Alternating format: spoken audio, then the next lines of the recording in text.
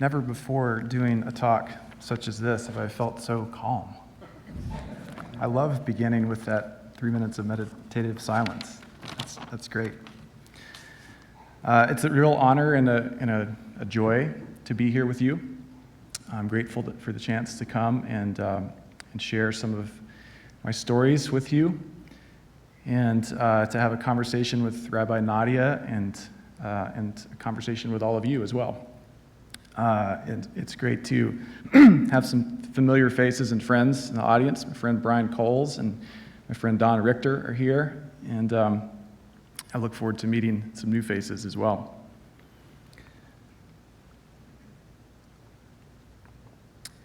The garden is our oldest metaphor.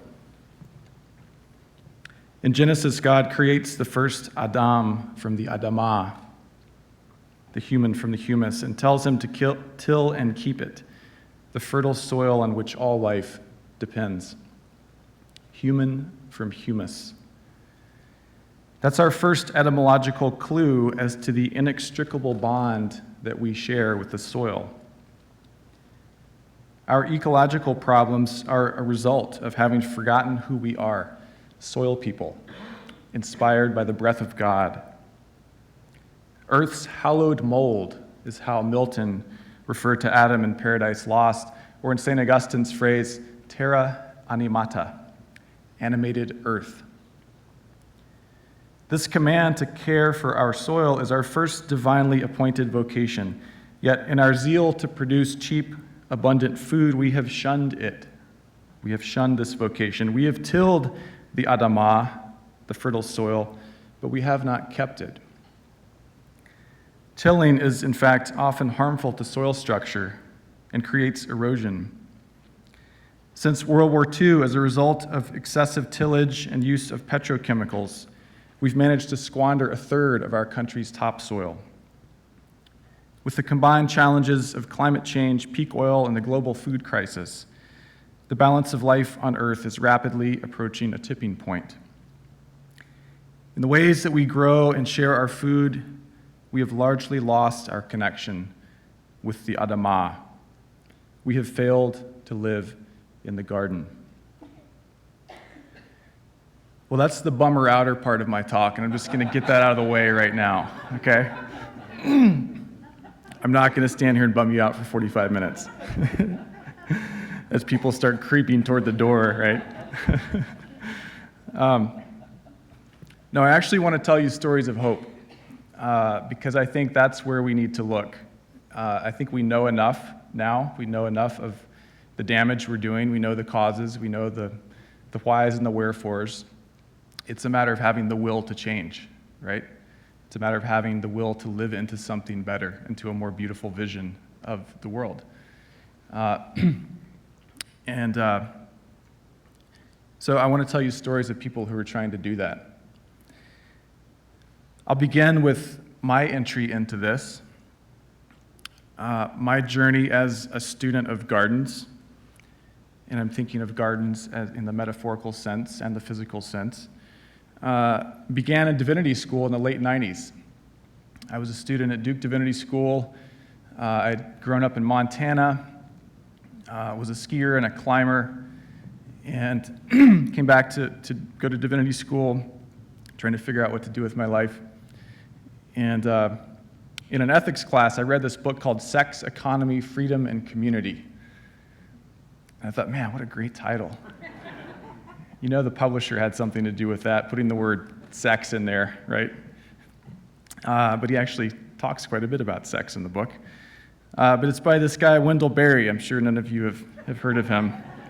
I hadn't heard of him at the time, but I was captivated by this book and his subsequent books that I read. And I was captivated by this agrarian vision that he put forth. And I'm sure we'll hear some of that tonight. I had not grown up with any interest in agriculture. I was a skier and a climber, and to me, creation was this great big playground, right? I didn't think it was a place that required my care. And reading Berry got me thinking differently, and it got me challenging this kind of consumeristic, fun-filled lifestyle I'd been living. And that combined with my theological education, it made me want to find people who were caring for the land and who were doing that through agriculture. And I ended up in Chiapas, Mexico. After graduating from divinity school in 2000, I went down to work as a peace worker among a group of Mayan coffee farmers. And it was really working with these folks who were living this agrarian vision, right? Until then, this agrarian stuff was just a neat idea. But it was living among these Mayan Catholic coffee farmers that I saw a lot of Barry's ideas and other agrarians embodied. And I spent 3 months in Chiapas and got to work on my friend Jose's coffee farm. It was a little 1-acre piece of land. And all, on a steep mountain hillside, all the work was done by hand. They made compost to feed the coffee trees. They grew their own corn and beans and squash and melons. We harvested wild herbs to eat with our beans. It was a beautiful life, and of course, I romanticized it. It was also an impoverished life. But I did learn and carry with me from that experience this understanding that growing food, caring for the soil, it's a divine activity. It's a holy act.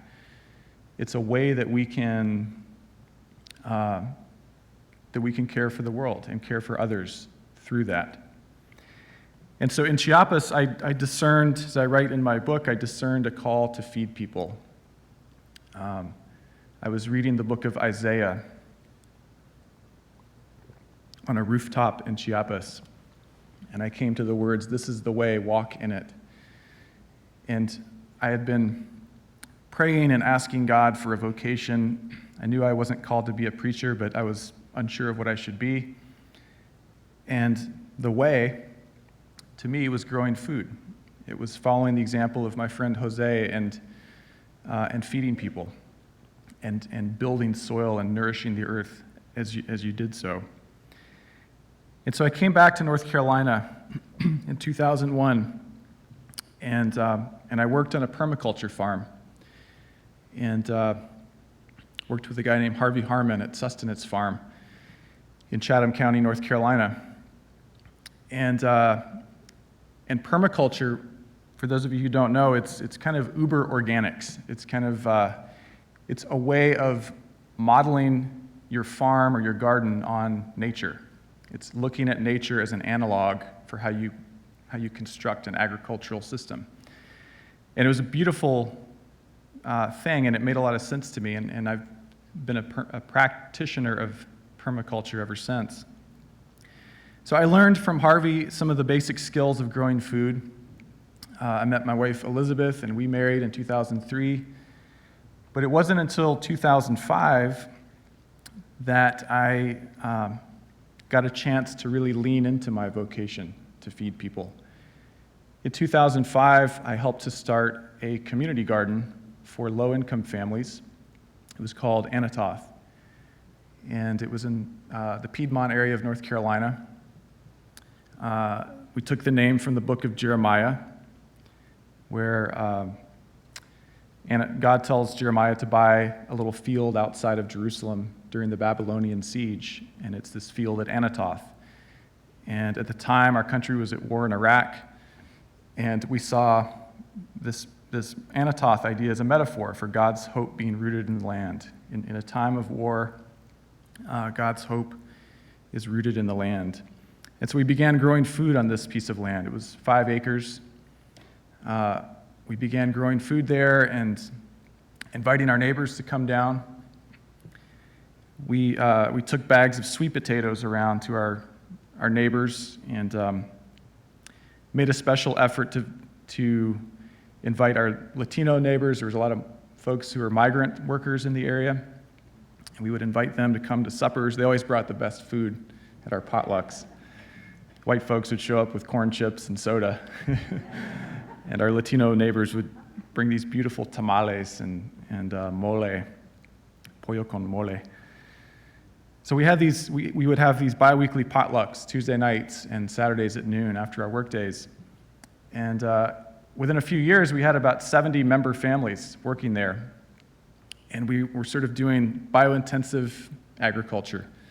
We had about an acre of biointensive beds. We had a little hoop house to grow food in the wintertime, 180 blueberry plants.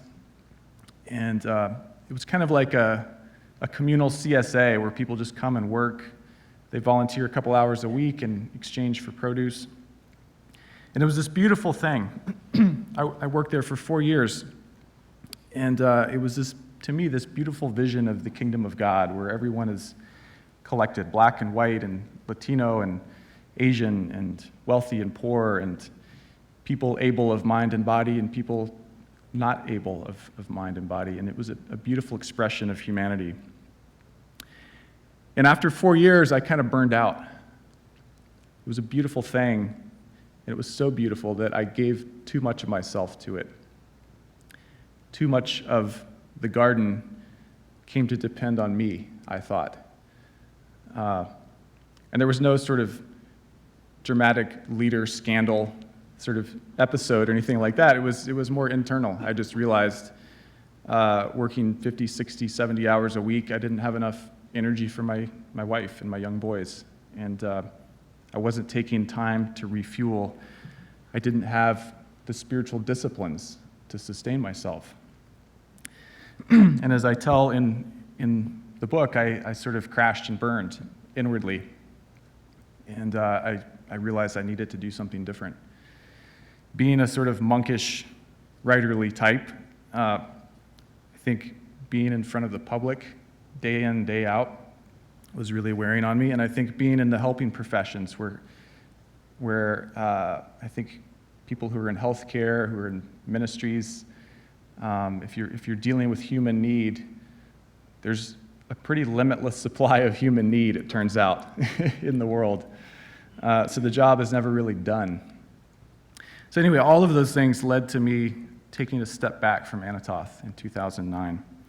And I want to read you a short section from that. We moved to the mountains where our families live, mountains of North Carolina. By 2011, nearly 2 years had passed. 2 lovely years of building a new life on the land with my family. Yet since leaving Anathoth, something within me remained unsettled. A decade ago in Chiapas, Mexico, I discovered the connection between the cultivation of crops and the cultivation of the Spirit. I'd sensed a calling to feed people, and my subsequent years at Anathoth Garden had been a crucible in which I'd leaned into that calling. But now, despite a contented family life on our own piece of land, I felt an acute spiritual hunger that could not be filled. I would need to revisit those years from my past, only this time from a different vantage point. While I knew something about soil, feed the soil will feed the plants will feed the people, I was only just beginning to embrace a sacramental life, a life of drawing nearer to God. I grew up in a Christian home, was a missionary kid in Nigeria for 3 years, attended divinity school, taught New Testament to undergrads, started a communal garden ministry for a Methodist church, which is to say, all of my life I've been immersed in various Christian subcultures. Yet I realized at age 38 that I was only just beginning my spiritual journey. When I went to church, I mostly felt bored. I'm sure none of you have ever experienced that. But I believed that the living Christ was real. I had met him at Anathoth in the faces of strangers, even enemies, and I wanted to find him again. I somehow needed to start from scratch, to approach the faith with the eyes of a new convert. I wanted answers to some fairly simple questions. What does it mean to follow God? How should I live my life? And what does all of this have to do with the soil, the literal ground of my existence? These most basic questions had become incessant preoccupations. What I was really after, I realized, was that age-old quest for a life of holiness, a life of wholeness. During my Anathoth years, I had experienced God's presence in the act of growing food with others. In order to understand those experiences, I embarked on a new journey to seek out others, both living and dead, whose calling was similar to my own. I plumbed the riches of living Christian and Jewish tradition. I decided to dig deep into the soil of the burgeoning 21st century food and faith movement, about which I'd been learning many good things, to learn about the cultivation of soul and soil from the examples of those I encountered. The search for an authentic life is an old one. When the early Christians went to the desert, this is what they prayed: "We beg you, God, make us truly alive." That 4th century prayer was not the prayer of people patiently awaiting their ticket to heaven, just biding their time on earth. It was the urgent and anguished and utterly rooted prayer of people who wanted God to make them more fully here now. Those 4th century monastics fled to the desert because they were being drawn toward life. And like those early monastics, I had a desire to live a life of integrity and wholeness, to become more fully alive. And I decided to look for the fulfillment of those desires, not in the desert, but in the garden.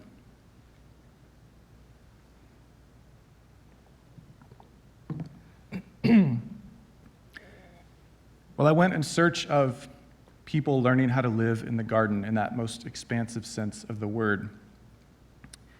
And I ended up visiting 4 different communities. And originally I was going to visit 8.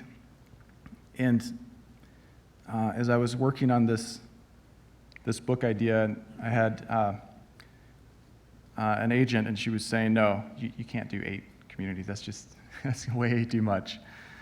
So she helped me narrow it down, and I did 4. But there were many, many communities I could have visited who were living this blend of soil and sacrament.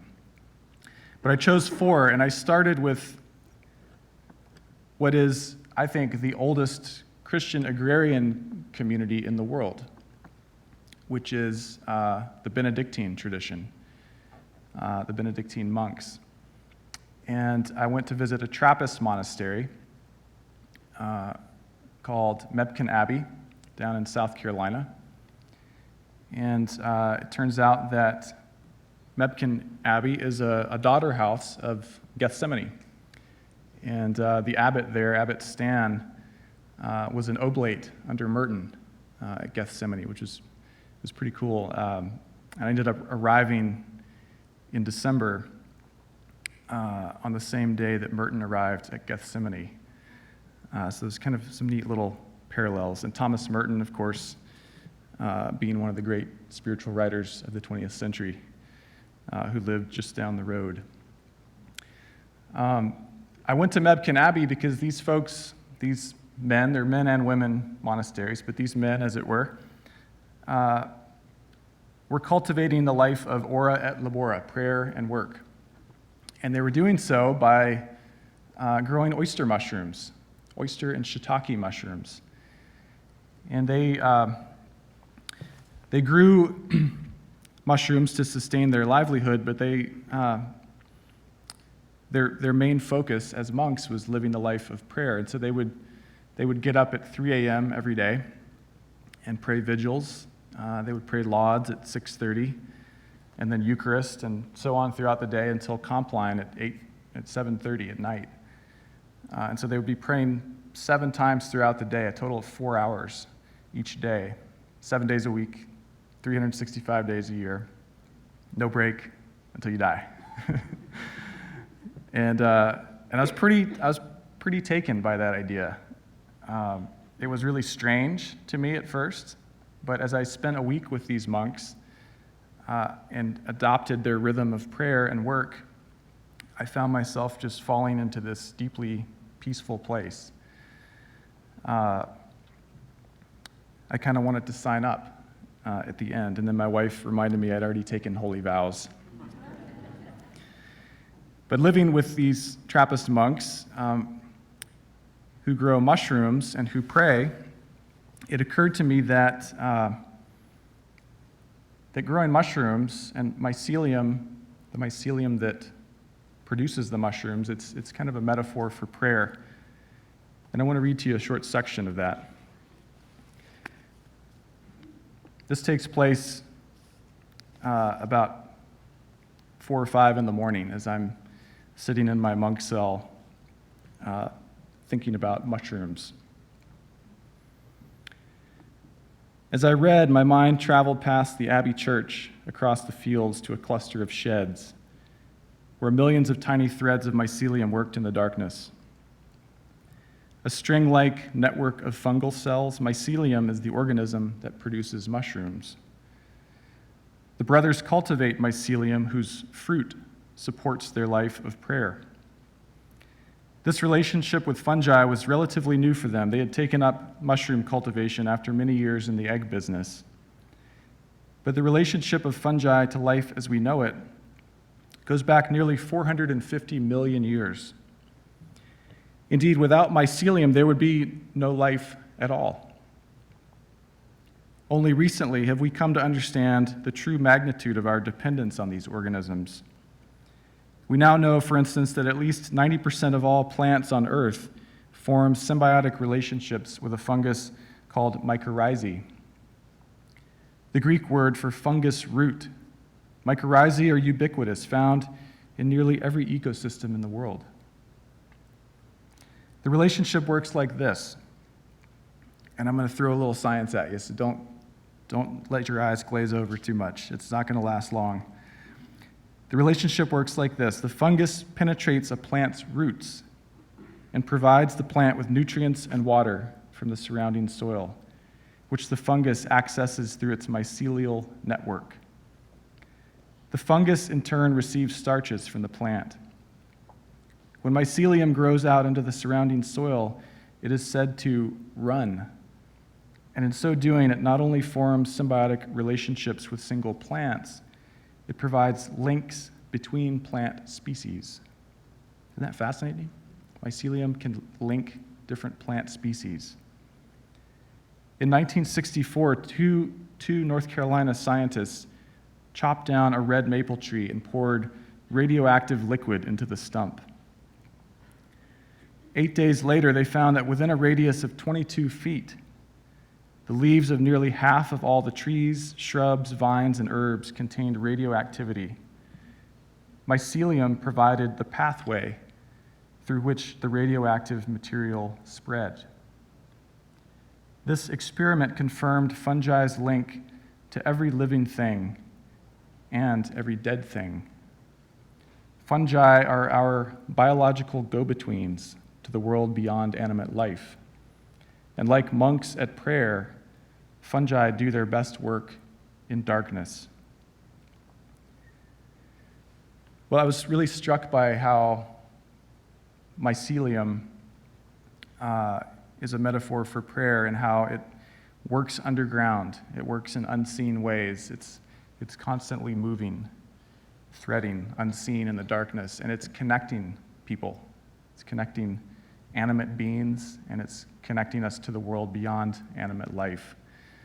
And I think that rings true with many faith traditions. That understanding of prayer is something that goes on beneath the surface.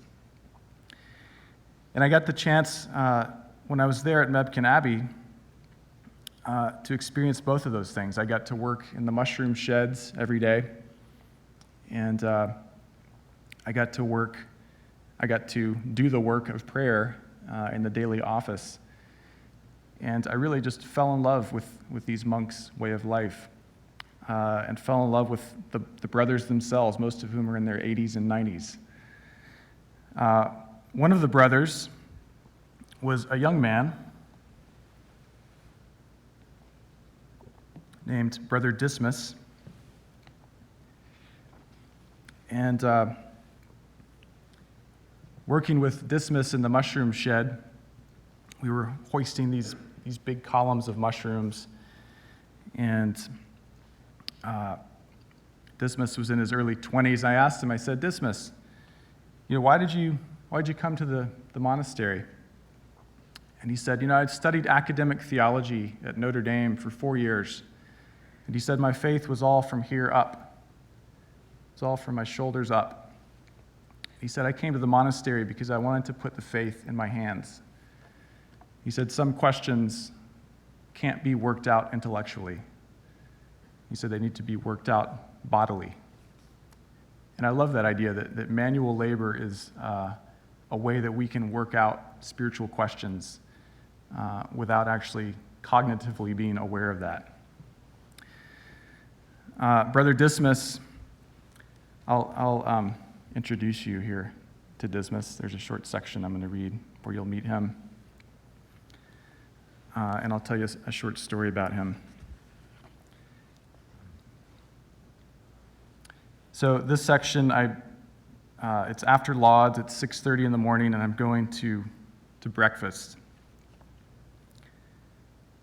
After Lauds came breakfast in the refectory, a reminder that being a monk is harder than it looks.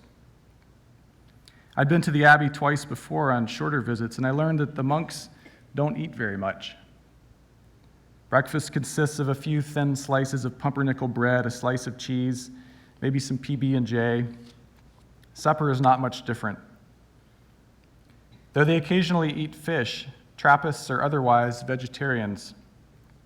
Their main meal at noon was always a hearty affair: butternut squash and lentil curry with rice, or oyster mushroom lasagna, fresh garden salad. But the daily caloric intake still left me in a constant state of hunger, which is the idea. By so ordering our bodily desires, fasting helps us better understand ourselves. Being less occupied about the tasks of preparing and consuming food, we can use that energy to turn our thoughts inward and give in to our desire for God. Nonetheless, on this third trip to Mebken, I decided that while I would engage the rigors of bodily denial at some meals, I would also bring a cooler of food, which could be secretly stashed in the guest fridge, just to back up, a little something to take the edge off. Elizabeth sent along a big loaf of her peasant bread, jam, and hummus, all of it homemade. I packed organic almond butter, bananas, and oranges. For suppers, I brought fresh winter produce from our garden: Napoli carrots, Hakurei turnips, winter boar kale. To maintain healthy intestinal function during my week of spiritual rigor, I brought a big jar of home-fermented kimchi, loaded with lactobacilli and probiotics. For snacks, I packed organic barbecue potato chips, miso soup, almonds, and 6 bars of dark chocolate, 78% cacao. I know it sounds like I was bringing Oreos to fat camp, but aside from skipping vigils a few times, my mealtime laxity was my one concession to an otherwise complete adoption of the rigors of Trappist life. Well, that's not the whole truth. I confess I did smuggle in several beers and a bottle of single malt for nightcaps. St. Benedict's Orarium was a good invention, I reasoned, but it needed the addition of cocktail hour to make it complete. As I stood one morning in front of the open guest fridge perusing my secret stash, Brother Dismas walked over to refill his coffee. In the hours between vigils and lauds, when most monks were deep into Lectio Divina, their spiritual reading, Brother Dismas was down in the laundry room, rowing. It was his only time of day for exercise, and so the abbot agreed. He also got up at 2 a.m. to write confessional poetry before his day began at 3. The abbot agreed to his exercise. In the glare of the kitchen light, I could see scars on Dismas' shaved head, remnants of childhood surgeries for cerebral palsy. Uncovering the hidden beers in the fridge, I tipped my right hand, thumb to mouth, pinky extended. Did he want to join me for a cold one that evening? Dismas grasped my shoulder and whispered, "Bless you, my son, bless you." "Gaelic ale or fat tire?" I whispered back. "Oh, I'm a fat tire man for sure," he said. We agreed to meet that night after Vespers in the little dining room, and then it was time for Mass, and we hurried off through the breezeway toward the church.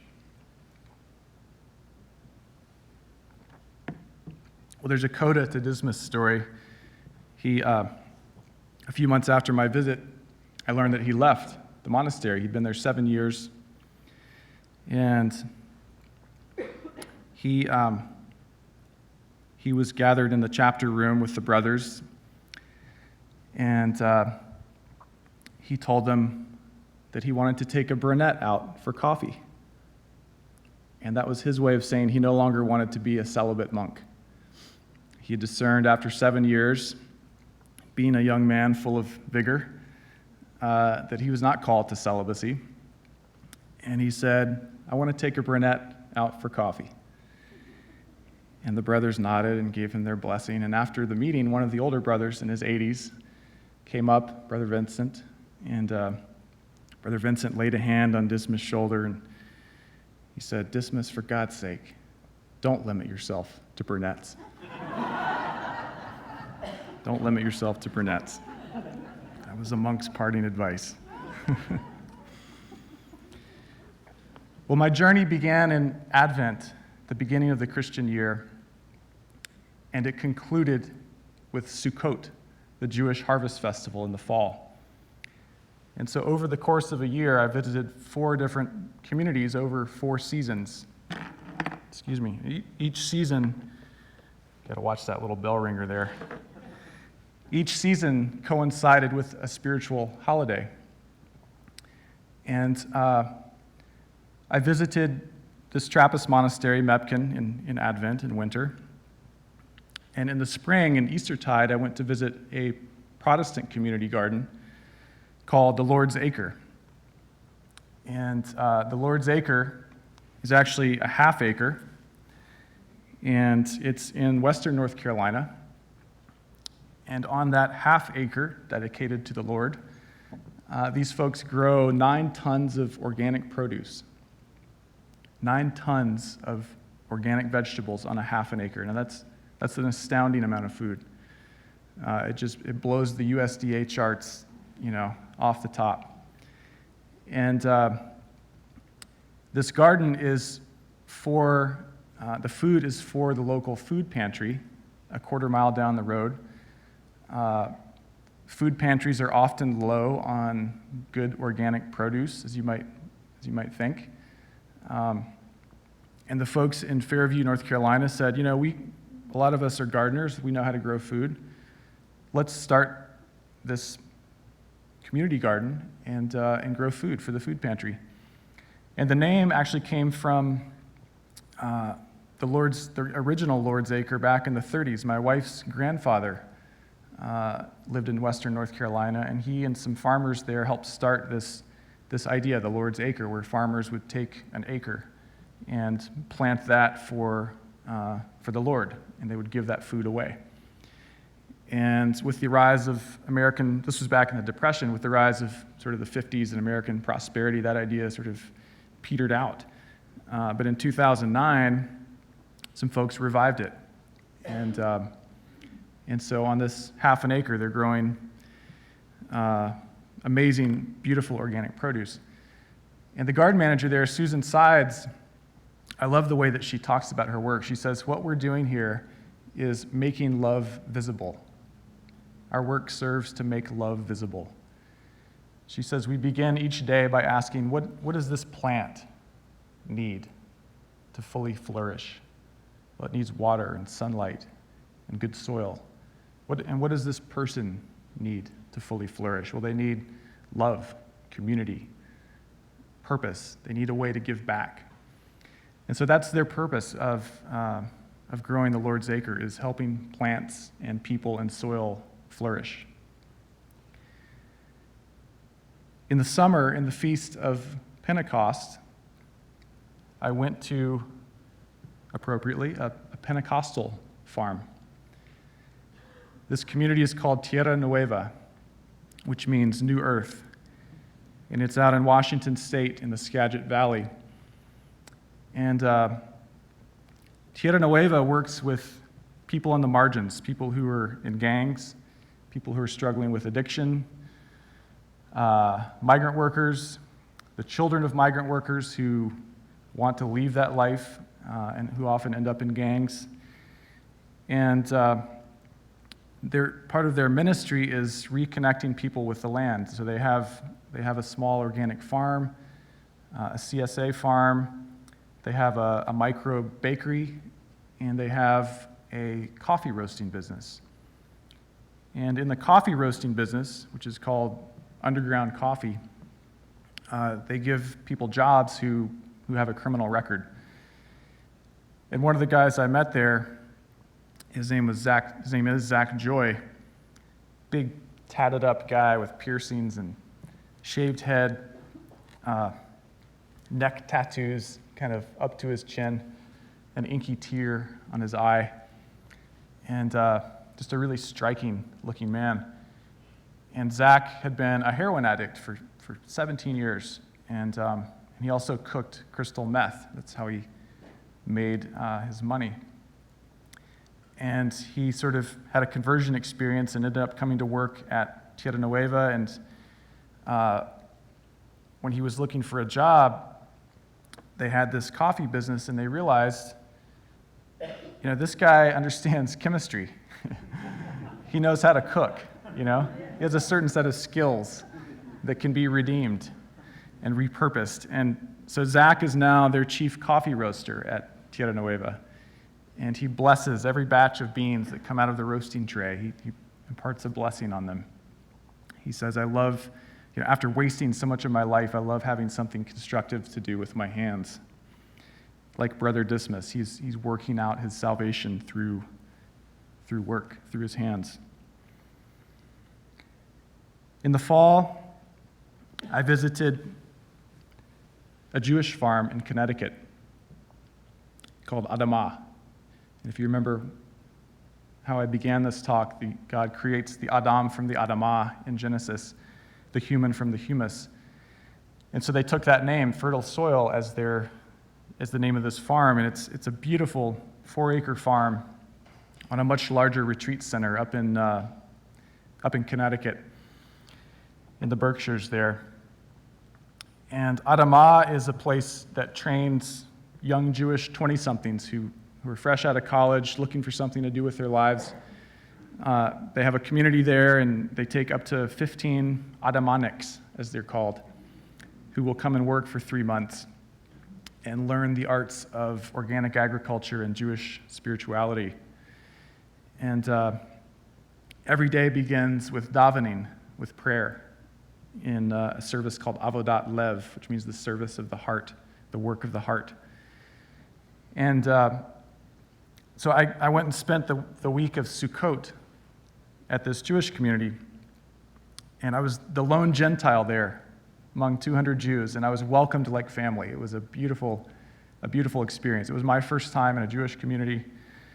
And I chose this community. I put them last. They were the final chapter in the book, because to me it seemed like the Jewish community had a much richer understanding, or at least they were practicing a much richer expression of soil and sacrament than many Christian churches I'd visited.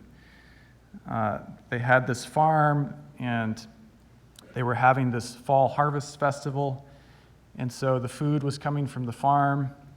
The dairy products, the Chev cheese was coming from their goat dairy. Every night we would have these beautiful meals in the sukkah, this makeshift tent down by the lake. And we would have worship services down there, and we would daven. I had no idea what they're saying. It was all in Hebrew, but it was really beautiful. Maybe you want to learn Hebrew. And then we would sing songs late into the night and drink wine. It was just this amazing blend of life and liturgy. And Sukkot would have been one of the times when the Israelite farmers brought their grain offerings to the temple in Jerusalem. And so there was this wonderful agrarian connection there.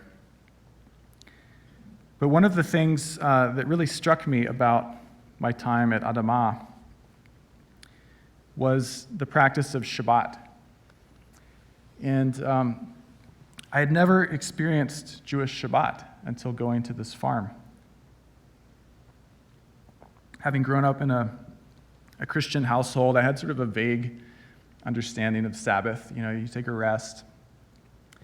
And this understanding of Sabbath I had inherited was either sort of overly rigid.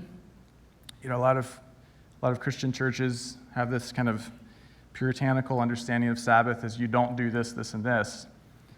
And then others have a kind of more vague, it's the day we go to church kind of understanding. But man, going to this Jewish community, Shabbat was this, it was as Abraham Heschel says, it was an architecture of time. It was a cathedral in time. The Shabbat is the Jewish cathedral, is how Heschel describes it. And your whole perception of reality just shifts slightly when you enter into Shabbat. The day begins at sundown on Friday, and we had a service, and then the whole next day was given over to long lingering meals, to study of Torah, sort of long lingering conversations. And it was a really compelling thing to me. And one of the things that I'd love to talk more with Rabbi Nadia about this, but one of the things that really struck me was this community turned off all their cell phones and their computers from Friday evening to Saturday evening.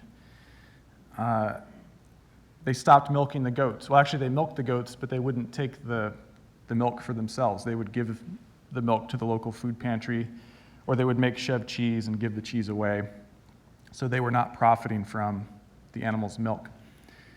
The land got a rest, the people got a rest, and it was this wonderful time of conviviality. And so one of the things I've adopted after visiting this community was practicing that in my own home. So we turn off all the screens for for a 24-hour period. So I want to read one section from that journey, and then I'm going to turn it over to Rabbi Nadia.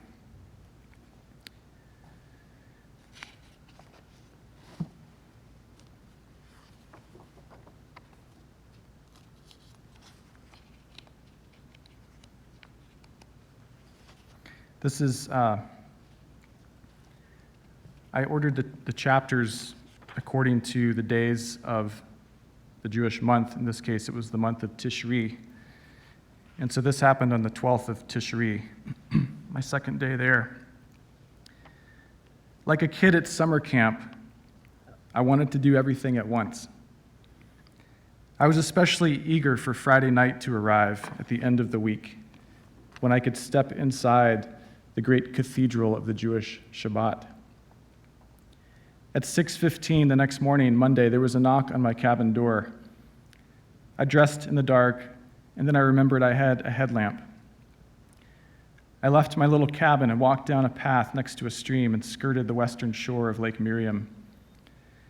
When I arrived at the red yurt, this was where they met every morning, this red yurt down by the lake. When I arrived at the yurt, the Adamah fellows and staff were already inside, seated in the darkness on meditation cushions. Workdays at Adamah are divided into 3 parts, each being a different form of avodah, a word that can mean work, service, or worship. Avodah. The day begins with avodat lev, the service of the heart. The morning is spent in avodat sadeh, the service of the field. And in the afternoon, it's avodat bayit, the service of the house. Each day begins with davening, prayer. We sang, "God, open my lips, and my mouth will speak your glory." This was the same line from Psalm 51 that I recited with the monks at Mebkin Abbey every day during their vigils at 3:20 a.m. It's the first thing both these communities sing in the morning. I thought that was a wonderful parallel. Trappist and Jewish communities singing the same song every morning. A 3,000-year-old line from the Psalms. Lord, open my lips, and my mouth will speak your glory. The group began each song in unison with different voices breaking off into harmony on the second and third rounds. As they sang several more songs from Torah or from the Psalms, The group seemed to enter a kind of trance. I let myself be drawn up into the spiral of voices, which rose outward, out of the yurt's clear dome into the dawn sky. The worship music was very different from the staid European hymns or saccharine teen pop ballads for Jesus music of many Christian churches I'd attended. This Jewish praise felt much more tribal, physical, urgent. The singers put their entire bodies into the songs, and as I joined them, I felt the words rising from the ground through my spine and out of my mouth. I too began to sway. Hebrew is known among Jews as, quote, the holy tongue. Words in Hebrew take almost a life of their own. Davar means word, but it also means thing. Unlike the Greek notion of a word being simply a placeholder for the thing it represents, there's a sense in Judaism that the words one speaks, even words of Torah, especially words of Torah, have a force and an agency in themselves. They are generative, alive, something loosed into the world, and as such, they have great power to destroy or create, wound or heal.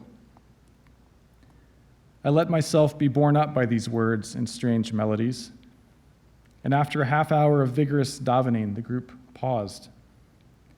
A woman named Glenn, the assistant goat herd, read a long passage from Anna Karenina, the part where the main character, Levin, goes out scything with his peasants. It's one of my favorite passages in all of literature. Prayer and Tolstoy. Prayer and Tolstoy. Why couldn't every day begin like this?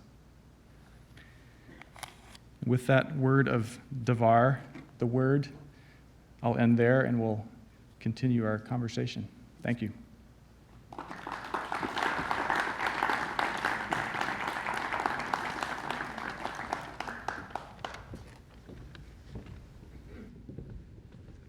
Thank you very much, Fred Bahnson.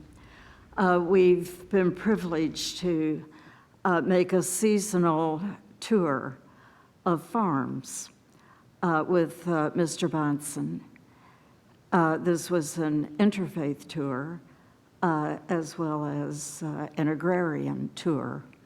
And now to offer some comments of her own and also to comment on Mr. Bahnson's presentation, we're very, very happy to welcome Rabbi Dr. Nadia Saritsky.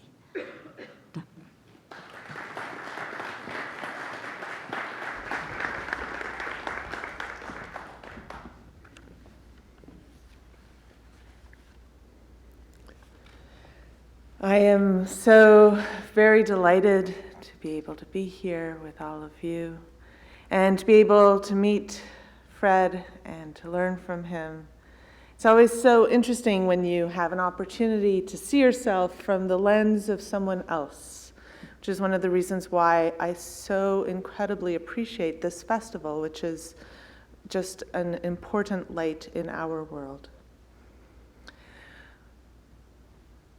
When I thought about how I was going to respond, I thought I would speak a little bit about my own vision of some of what Fred spoke about. I believe that all religions are kind of like languages, that we're all saying the same thing, communicating to God in our own unique way. And so as I thought about what Judaism has to say about some of the very important questions that he raised, I thought about that first question, the question that is the prayer.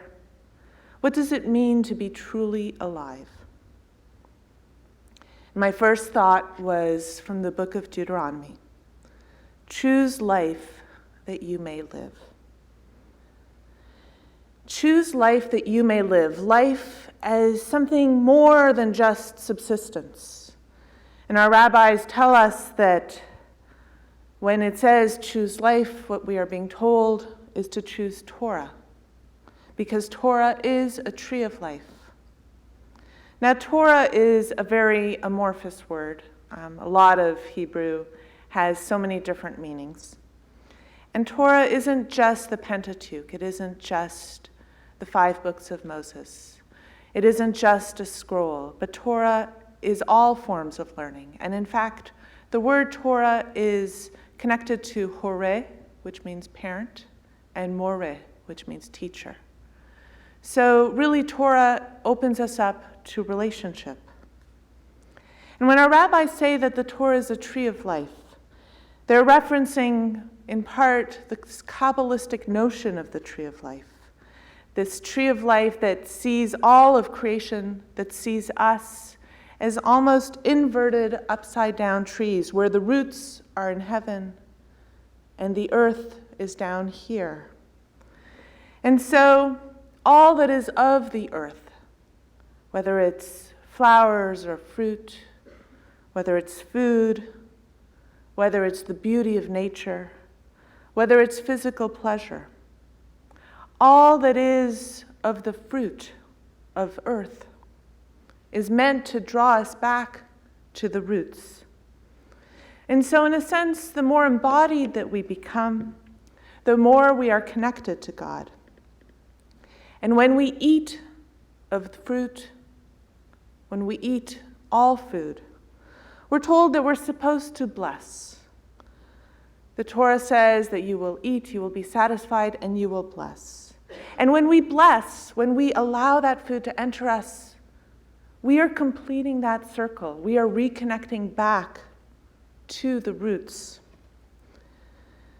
And really, this commandment that we should bless, that we should eat, that we should be satisfied, all of the Torah's rules, all of the mitzvot, as they're called in Hebrew, all of the commandments are meant to bring us back to their source, to remind us of our source. And so, when we think about the rules around kashrut, around food and how we eat and what we eat and how it is meant to be grown and prepared, our rabbis, when they try to understand that, they say that all of these laws are meant to put limits on our physical desires. Because food, as we know, can cause us to have limitless hunger, that we want more and more. But by having laws around our physical desires, what it does is it reminds us to channel all of our desires back to their source. What nourishes us is when we ground our physical desires into ethical concerns.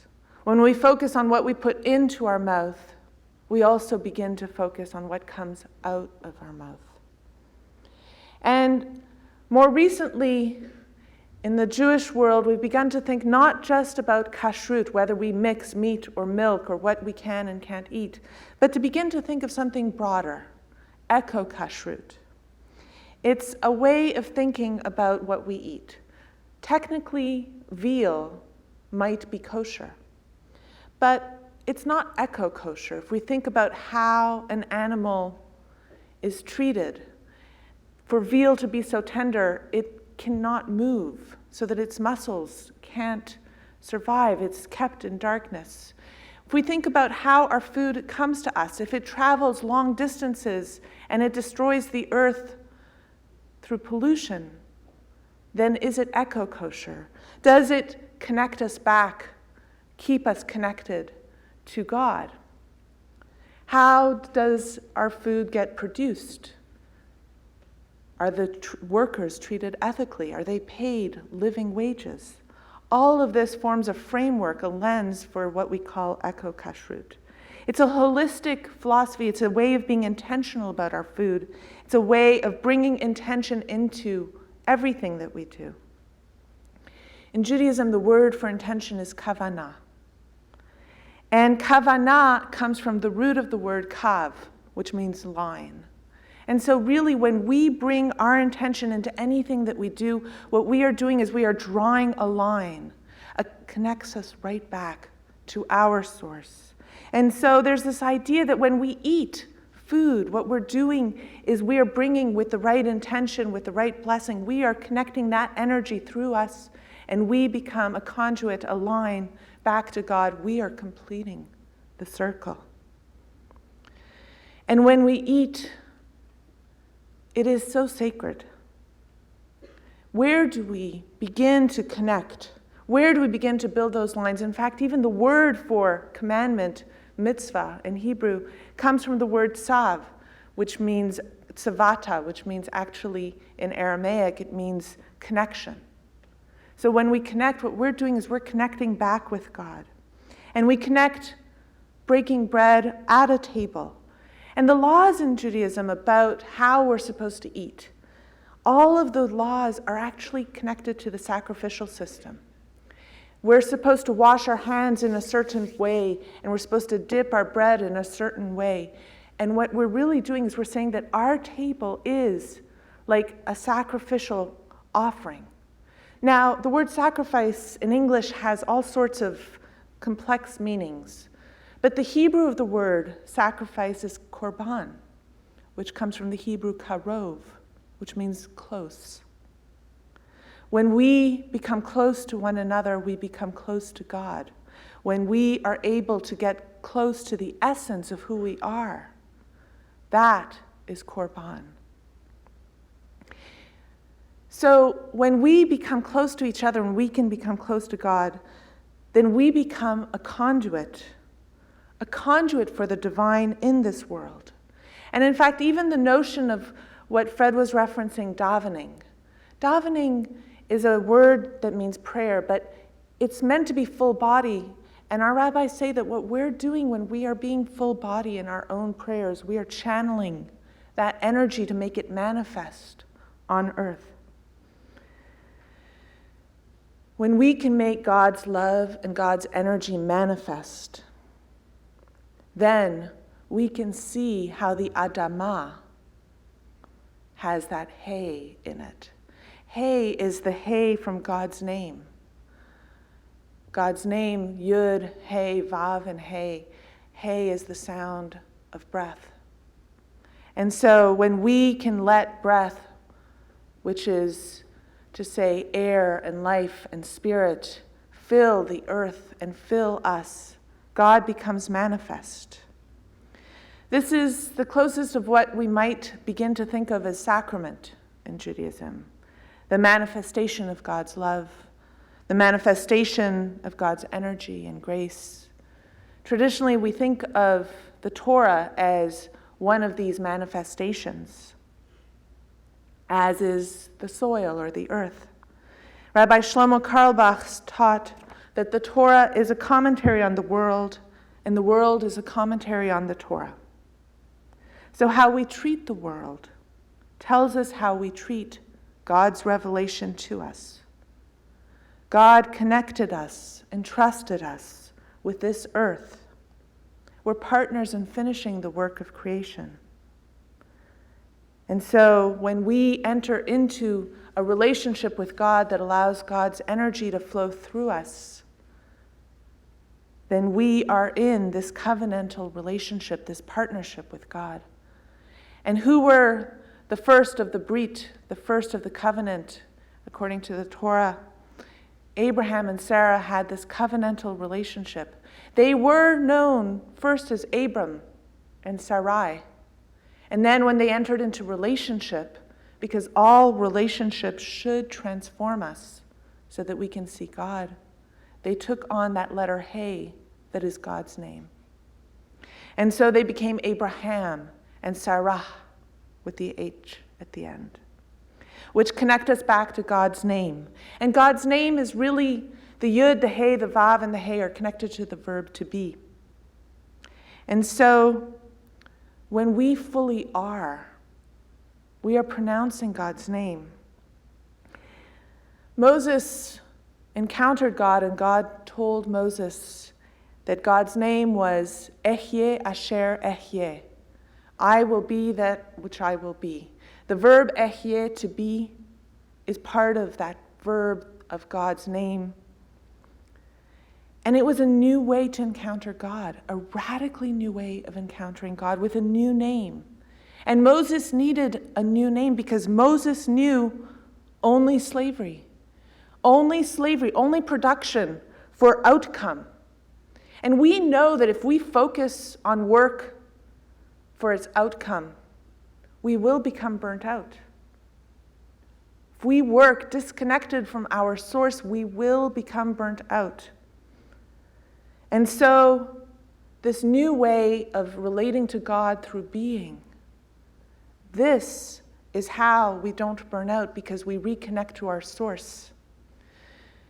The idea of Shabbat, the idea of disconnecting from the phone, reminds us we're actually not that different from our phones. We need to be charged up too. Because if work doesn't connect us back to that source, doesn't have some kind of meaning that's intrinsic as opposed to just for extrinsic reward and outcome and product, it will feel empty. But work is meant to be service, avodah, prayer. The word for avodah is prayer and worship.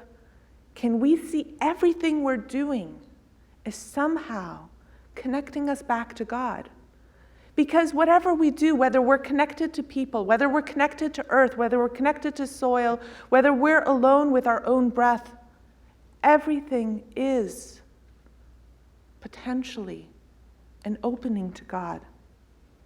And then we don't burn out.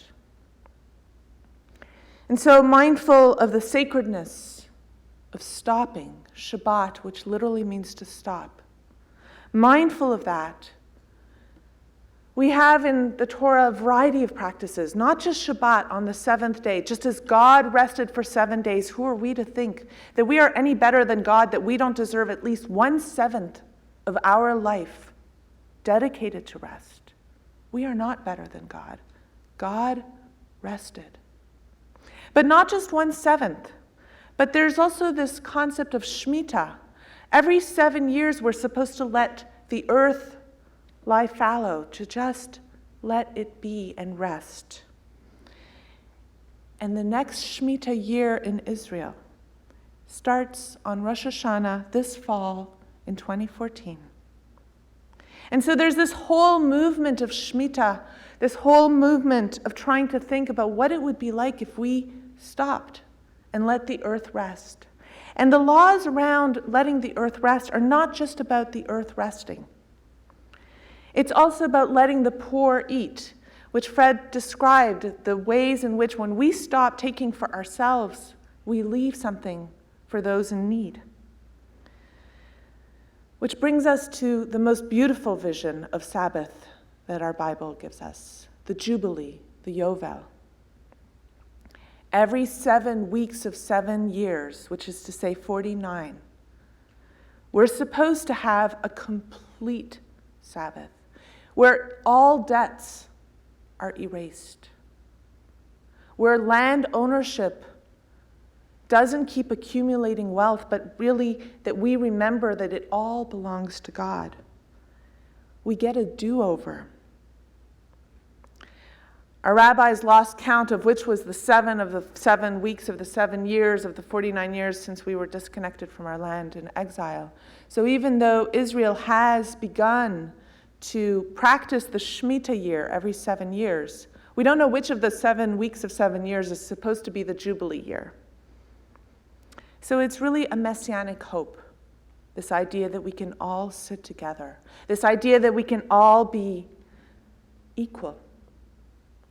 And we practice that on Shabbat. We practice that with the Shemitah year. And so there's this notion of the Shemitah project, which begins to ask those of us who don't live in Israel, what would it be like if we could adopt some of these principles? What would it be like if we could begin to rest and treat each other as equal? With that, I want to invite Fred to join me up here. We will have a conversation that we hope to open up with all of you. But because it's all about connection, I want to invite you to turn to 1 or 2 people next to you and share 1 or 2 questions or thoughts that has struck you. So as Fred joins me at the table, we want to give you a few moments to turn to each other, connect, introduce yourself if you haven't yet, and share at least 1 thought. Thank you.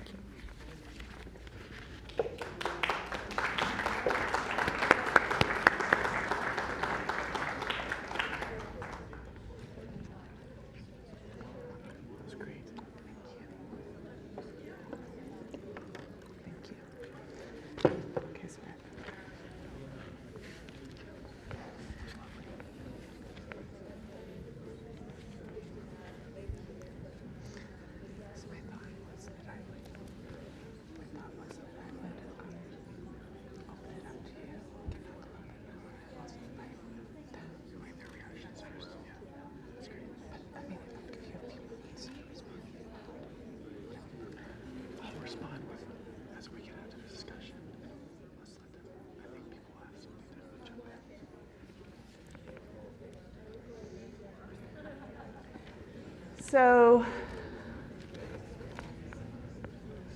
the sounds of conversation, which is really the fruit that we want to create, that hopefully more and more conversations will fill not just this beautiful and amazing city that is Louisville, but really our world with conversation and connection. We have people who have microphones who are sort of wandering around. So if you raise your hand, we can have some of your questions. Our goal is really to involve all of you in our conversation. So we know we did a lot of initial talking, and we're hoping that you have some questions or thoughts. So please raise your hand, and someone will come with a microphone, and we will happily invite you into our conversation. Hi. Hi, my name's Lee. I'm a farmer from Vermont, and I come here every year. I was very inspired by both of your talks and comments.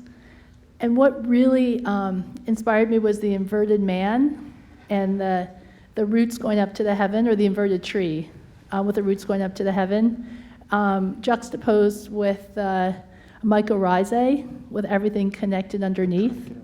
Compounded with the idea of all of our work is for God. I just thought the way you framed that and you just laid it out was something very tactile that I could take home.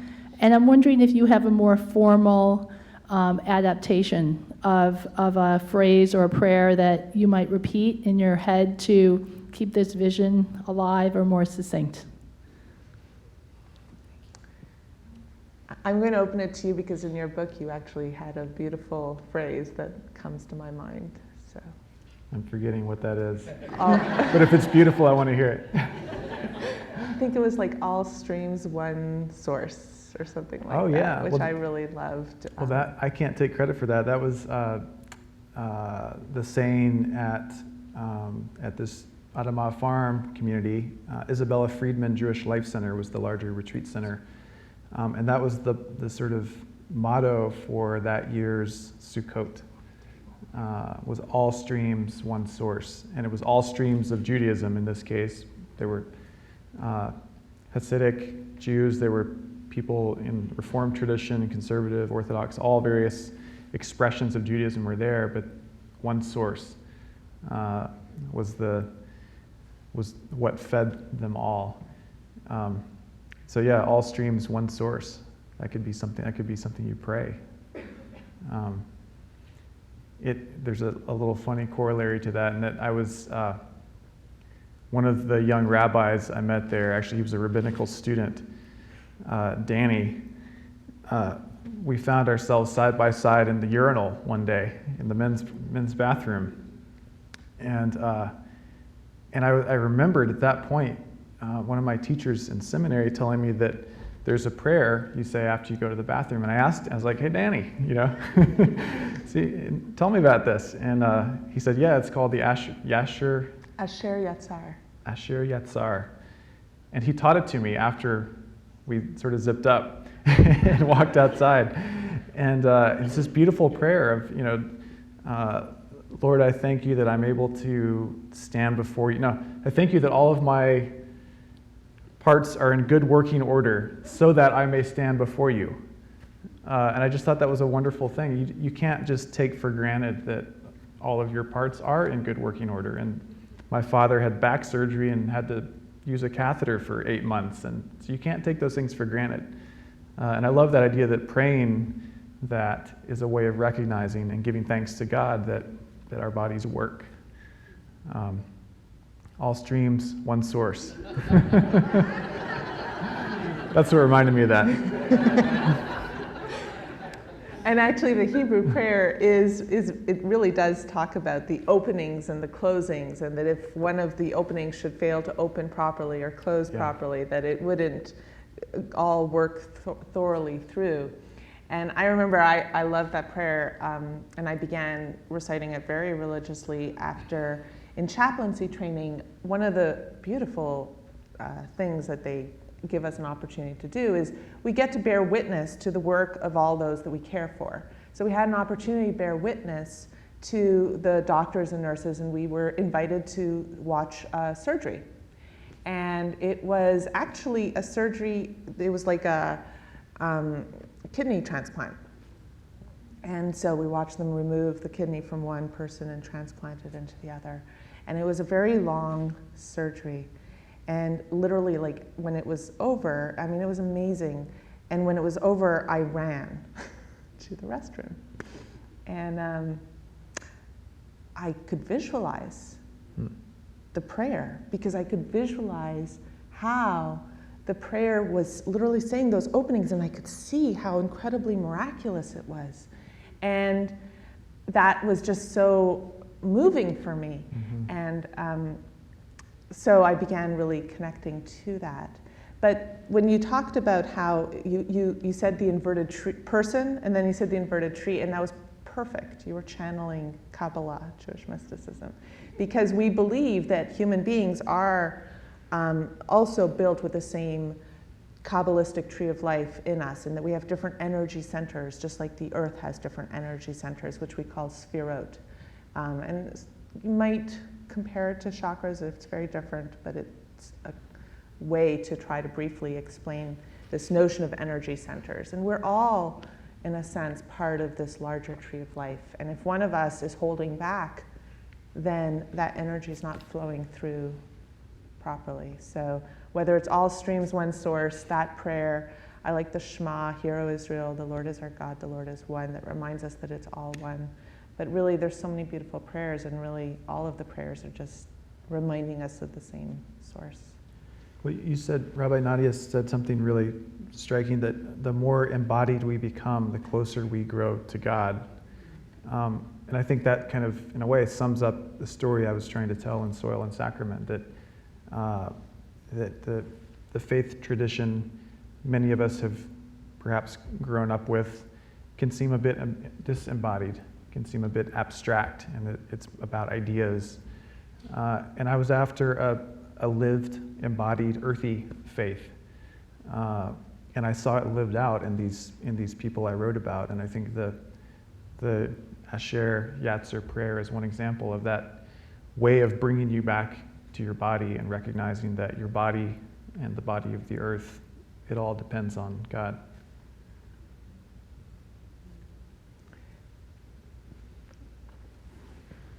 One of the observations that I made when both of you were speaking is the tremendous abundance of life. There's so much more life out there than we're ever aware of. Fred spoke about that fungus that starts with an M that does incredible things while you're not watching. Mycelium. Mycelium, Yeah. yes. And Nigel spoke about the tree of life and the confidence that there's plenty of it there, so we have time to take time off and reflect. And I just think your message was a message of wonder, calling our attention to a world that's far more interesting than we generally acknowledge it to be, because we don't think about it. And a kind of vision of not only a great multitude of life, but a good life. Life can be so good, so beautiful, if we only embrace it. And that was my observation. Thank you. Thank you. Yeah, I think that we have this notion of scarcity, and that our current economy and philosophical system is built around this notion of scarcity, and it feeds on that hunger, and it becomes a self-perpetuating pattern. But it turns out that even if we approach rest from a perspective of dollars and cents, even then, it turns out that if we allow ourselves to rest, we wind up being more productive. That's not the reason we should do it. But even then, even in that system, it still makes sense.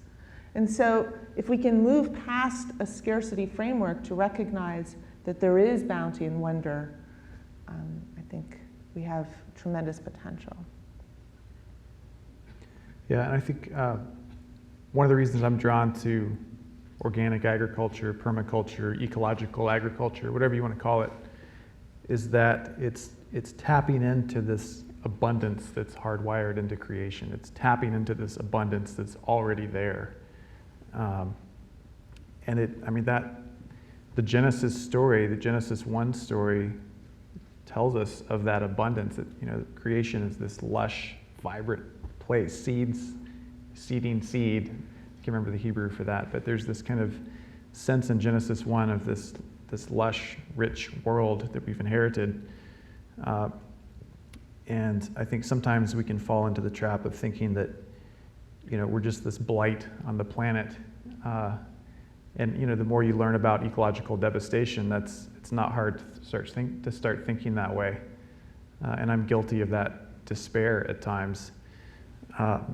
But I also think that the more we can adapt our living to creation's rhythms, nature's rhythms that God has put into place, and start learning from those rhythms, start learning from our ecosystems, the more we can live into that kind of abundance rather than this false abundance, this abundant mirage that we're currently living in, right?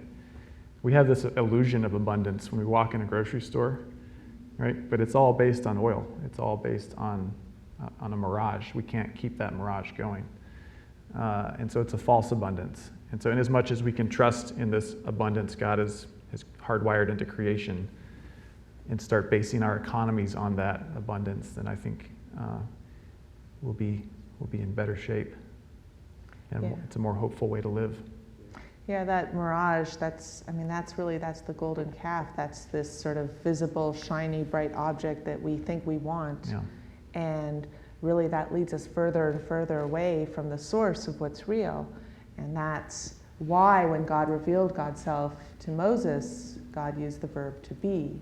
Ehyeh asher ehyeh, I will be that which I will be, to remind you that being is what brings us back to our source. There's a question over here. I was wondering if you could speak more about the 7-year do-over. I've heard of it mostly in terms of bankruptcy, but in working with inmates, that would be a really useful concept because they tend to carry guilt that they don't know how to dispose of.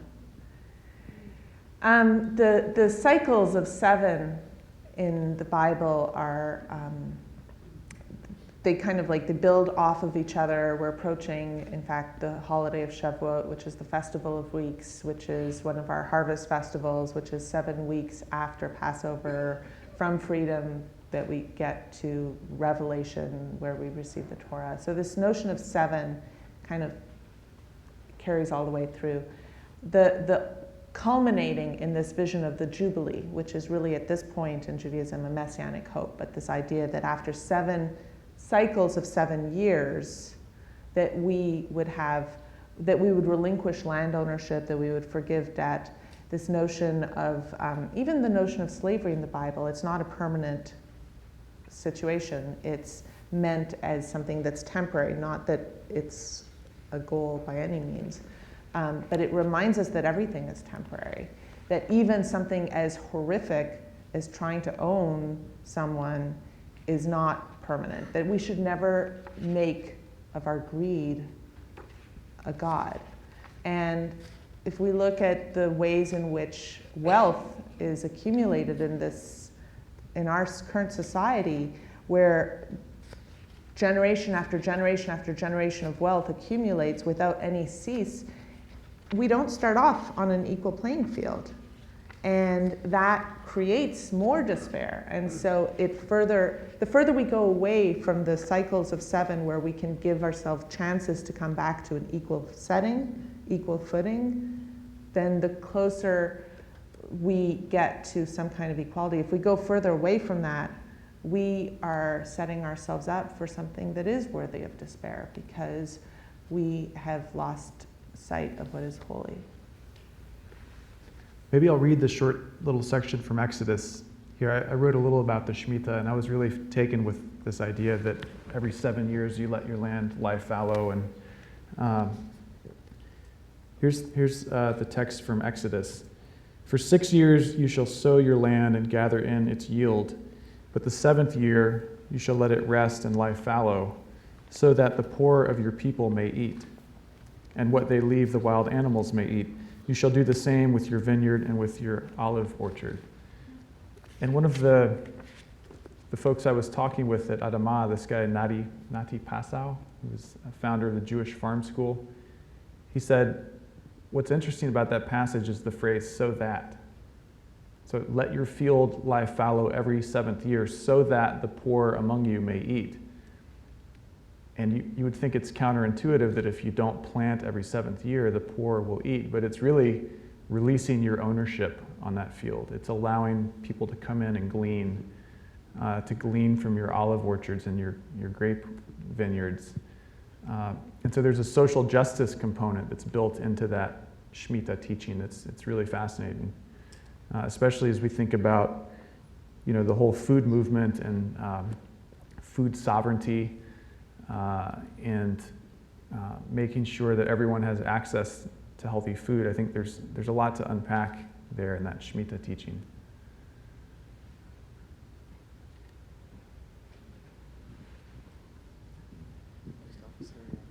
To build on this Shemitah concept, if you really believe this and you theoretically let your land go fallow after every 7th year, that means you have to save. So haven't we gotten kind of messed up on this concept of saving, where we might save and save and save and save and save, but as a society, we have not given back. We have not given back of our savings. Yeah, I think that's a striking idea. That one of the things that some of these different eco-Jewish communities are doing is, a lot of these places are retreat centers that make their living from people coming to stay there and to eat there. And if you're going to let people eat for free, how do you make it as a retreat center? So they've started thinking, well, let's impose a Shemitah tax on ourselves. And I don't know how many places are actually doing this, but this is one of the creative things they're thinking about is in years 1 through 6, if we're planning for year 7, when we're not going to plant, we're not going to charge people for food, we're going to let the poor eat, we should start taxing ourselves in years 1 through 6 so that the 7th year becomes this kind of big party. But I'm really fascinated by how an ancient biblical text, this seemingly archaic ancient thing, is getting people thinking along these lines, that this might actually be, one antidote to the kind of endless saving that we do in our capitalist society.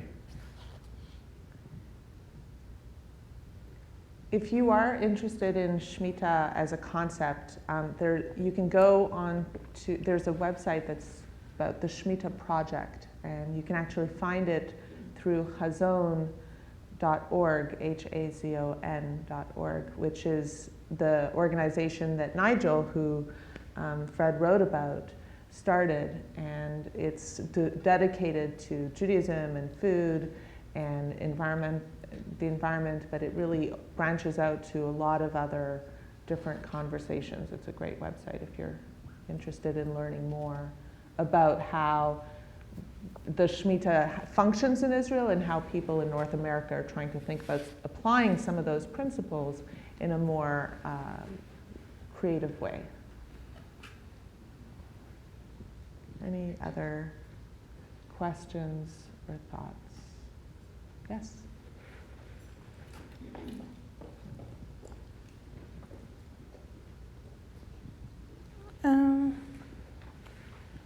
I think it's empowering seeing my first female rabbi. Like, I didn't think women did that. Like, I think that's awesome. And I thought it was inspiring, the mycelia concept, and how you were talking about how the Jewish said one prayer and the Trappist said the same prayer. Right. And I think that's the mycelia in the flesh. and I think that's a beautiful thing. And I wanted to know if you guys had like a poster or a tape or something so I can take this home so I can show my sisters and show them that, like, because we grew up knowing that we are all connected, and this world is a big echo. Like what you, and another thing, what you said about when we start to focus on what we put in our bodies, we start to focus on what we are going to put out into the world. I thought that was beautiful. And we grew up on that, and I want further proof. So do you guys have like tapes or posters or something? There's a wonderful book that's actually going to be signed right outside after this that Fred's going to be signing. So, and I know that this is being streamed, so I don't know what is capable to access afterwards. Hello to all of our friends who are watching us from a distance. If you wanted to share something with your sister, I think they are screening or recording this, and the tape will be available at some point to watch. Yeah. It will be on the YouTube channel, actually. You can go. watch all of these lectures on the Festival of Faith's YouTube There you go. page. Okay, But thank you for that. thank you. Thank you.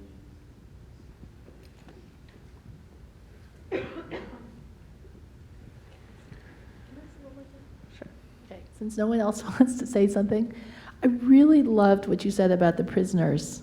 We have such a problem with prisoners in this country, and we are not rehabbing them to allow a prisoner to come back out and start over and take a position and have a blessing and be able to do the coffee roasting. I found that very profound and moving, and if nothing else, that seems like such a kernel to move on so that we can start rehabbing people that are our citizens that live in this country. So thank you. I'm sorry to double speak, but I just thought that was extraordinary.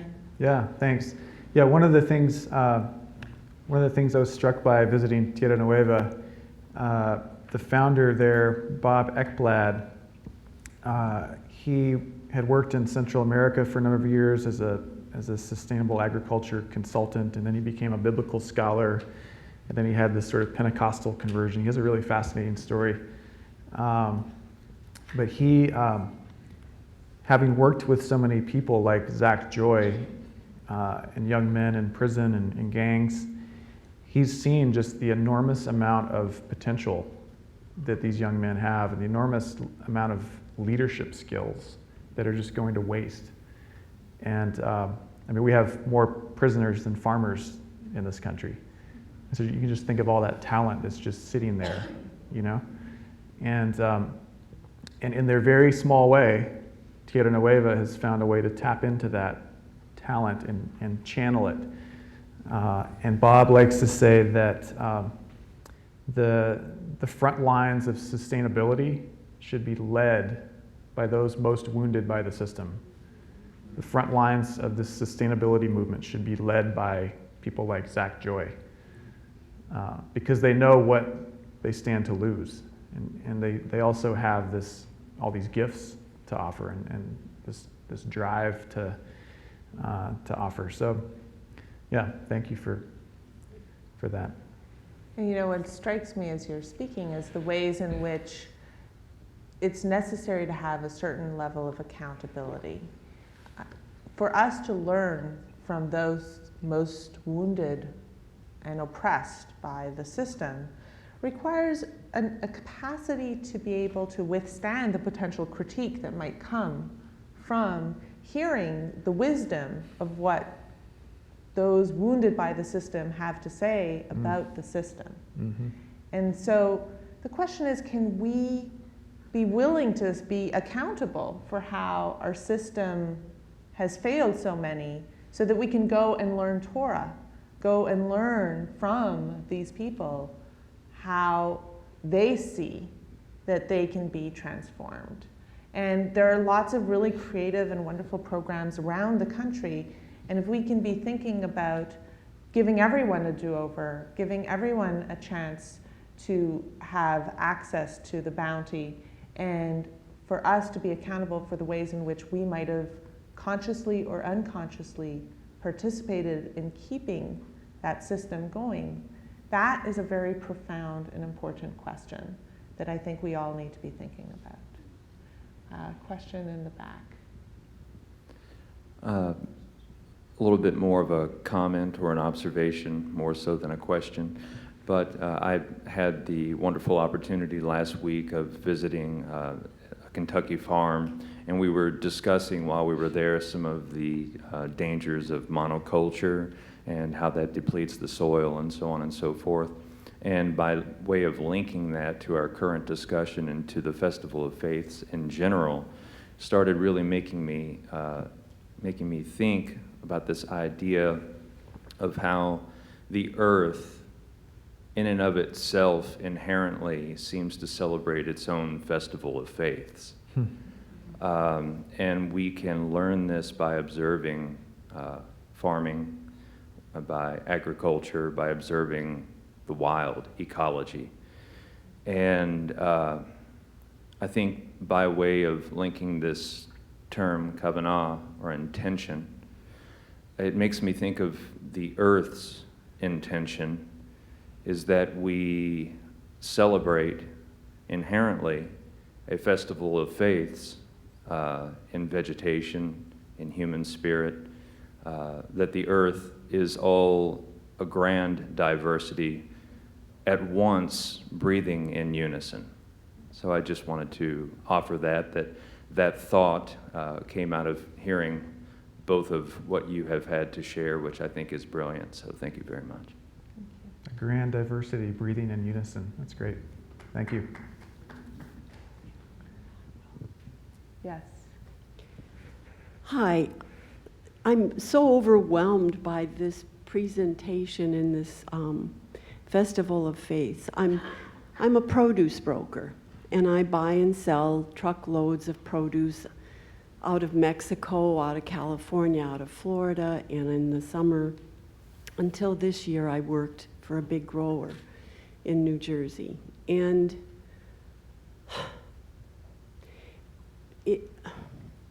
we just need to stay so awake and aware, and this is so beautiful of the sustainability.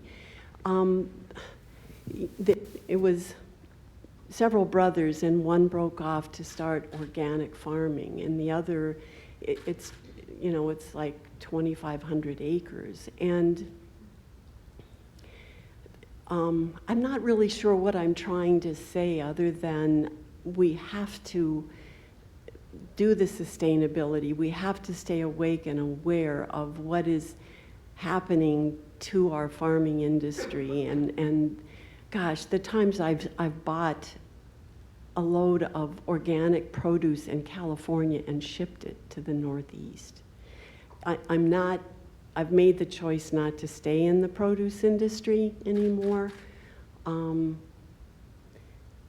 But yeah, things like this are awesome. And for everybody to be aware of what's being put on their food that they're eating and how healthy organic can be.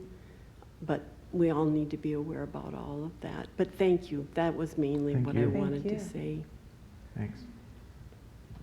You know, one of the things that I'm noticing is it seems like we have several people who are here and present who maybe have worked or are currently working in farming. And I'd love to see if you could raise your hands just to let us know who is on the front lines of this movement, so to speak. So I see a few hands, which is wonderful.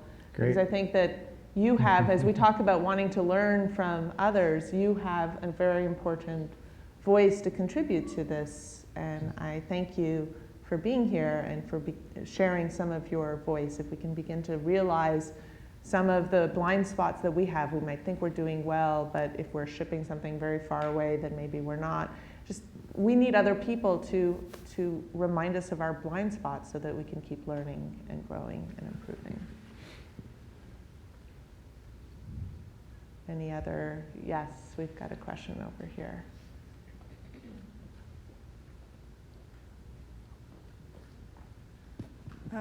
I could come from two areas, volunteering in prison for 10 years, where that was in Kansas, and they used to grow their food, and that was taken away from them because people in the area wanted to be able to sell food to institutions. So I think we need to look at our economic systems and how we allow those kinds of things to happen.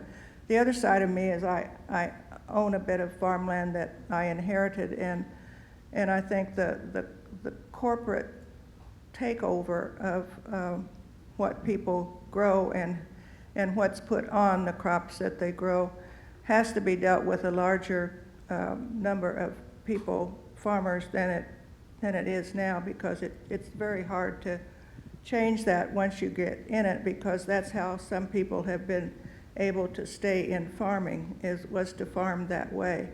And to revert to something else is going to take a major emphasis across this country to make those kind of changes. Thank you. And it's true, it takes a tremendous amount of effort and creativity to begin to make some of the changes that we so desperately need. And I know that you, in your work and in your writing and in your travels, you got to bear witness firsthand to how some communities, and you mentioned that there were more that you wanted to visit, that maybe it'll be volume 2. And so I'm wondering if you have some thoughts about what are some of the creative strategies that can help to transform. Some are big, maybe some are little, some are things that all of us could do. Yeah, in the book I was mostly telling stories of people doing this, and I didn't really make an explicit argument for faith communities. But in my work at Wake Forest School of Divinity, we're very much trying to lift up and support faith communities who are getting involved in sustainable food systems work. And so encouraging faith communities to buy from their local farmers. Faith communities have land, they have capital, they have a mobilized volunteer base that wants to do the right thing.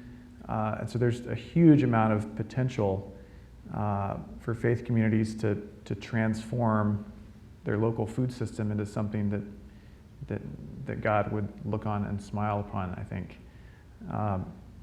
And so the folks I wrote about in the book are examples of people trying to do that. But there are many more, and there's, I'm sure you all are aware of churches starting community gardens, and synagogues hosting farmers markets in their parking lots. There's a lot of potential there. And as little mini political bodies in the larger body politic, I think faith communities have a lot of opportunity to create more sustainable food systems. So it's happening. I think we're at the beginning of a wave. Which is a good note of hope for us to begin to end on, and I'm mindful of the time, so I want to invite you if you have any closing thoughts or remarks to make. Yeah. I have some propaganda about the sustainable food systems work at Wake Forest out there at the table if you'd like. But in terms of closing remarks, I'm really honored that you all have come, and you're a great audience. It's been really, I've been speaking a lot about the book this past year, and it's really thrilling to me to see the amount of interest like you all have been exhibiting here, because it means that something is building and something is growing, and I think we're slowly starting to move away from this kind of industrial capital paradigm, and we're coming more back to a way of living and eating that's more based on relationship with each other, relationship with the land, and relationship with our Creator. So I'm grateful. Thank you. And I know that you began at the very beginning, you said, oh, this is the bleak note that I'm starting with. And one of the insights that kind of came to me as you said that, and as we've kind of skirted around some of the potential reasons why we might be a little depressed at the amount of work there is, but some of the reasons why we might feel hopeful. So the insight that comes to me comes from Shabbat in general. and the ways in which we're supposed to celebrate Shabbat. It comes on Friday night.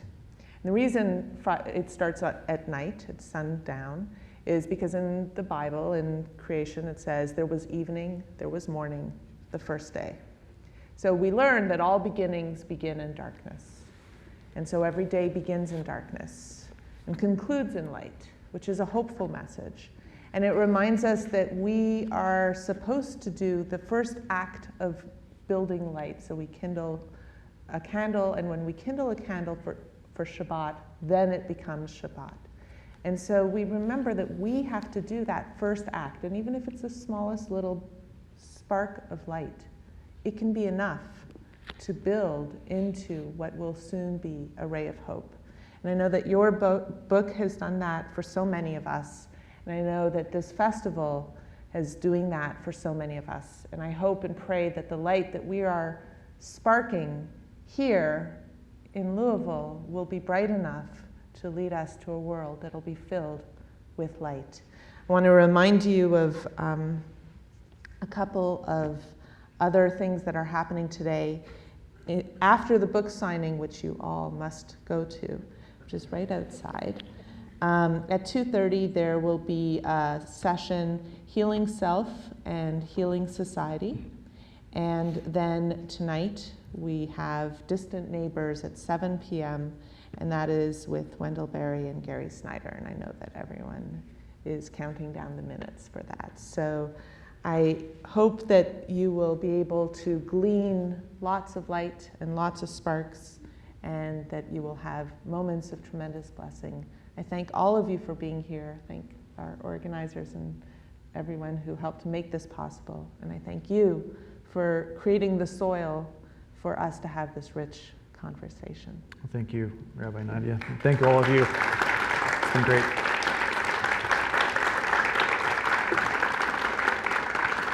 So in keeping with the actual close of the session, I want to invite you to sit down so that we can be a little intentional, and we will close with the way we began, with some moments of silence, so that we can not simply rush from one place to the next, but that we have a few moments in silence to let what we have learned begin to take root.